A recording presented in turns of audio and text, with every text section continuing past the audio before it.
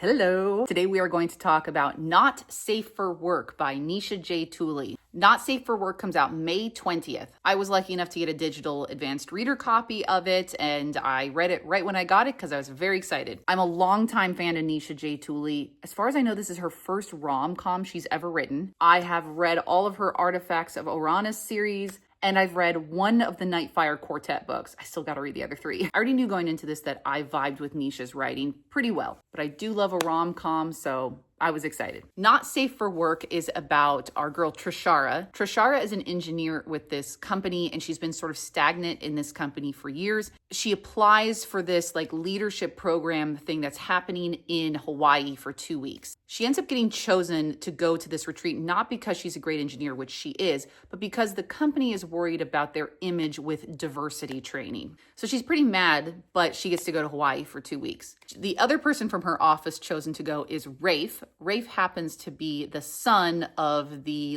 vice president of the company, so Nepo baby situation. They've worked together for years. They're rivals.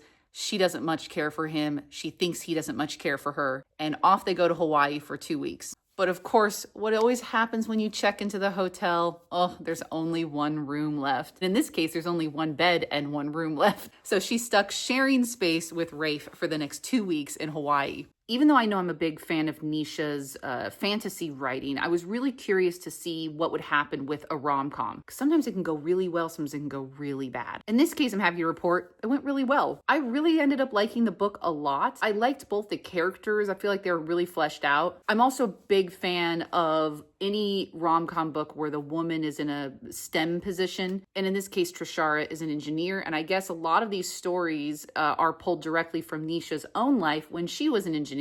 There's a thing at the very beginning of the book where some of the microaggressions and or misogynistic, chauvinistic comments being made, it seems like just something made up for a rom-com, but unfortunately were very true and things that Nisha had to go through in her life. So I think her able to pull from these experiences and how she felt in those situations was really crucial to why this book worked. The overall story is definitely very typical rom-com. There's nothing brand new, nothing that I haven't seen before in a rom-com, but I still enjoyed the journey that we went on. I think because most rom-coms at its base level is just the same story, you have to have a good writer sort of taking you on that journey. And I think Nisha's a really good writer, so I enjoyed the journey. Is this the most brilliant rom-com you'll ever read? No, but it is a really good palate cleanser. And that's what I did. I had just finished up a fantasy book.